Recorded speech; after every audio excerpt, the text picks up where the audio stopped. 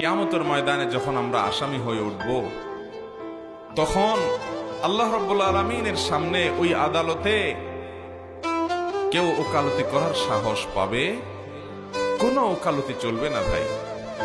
উকিলরাই NOC করতে শেষ হয়ে যাবে। দুনিয়ার উকিলরা যে টাকা খায়া মামলার মোড় ঘুরাই দিছি, মিথ্যা সাক্ষী দাঁড় করাইছি, এটা করছি সেটা করছি, বিচারক ম্যানেজ করছি, অন্যায় করছি, অপরাধ করছি, হাজার গুনাহ।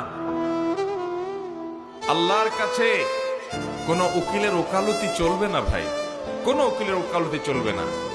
আত্মীয় স্বজন কেউ আপনার পাশে দাঁড়াবার মতো থাকবে না।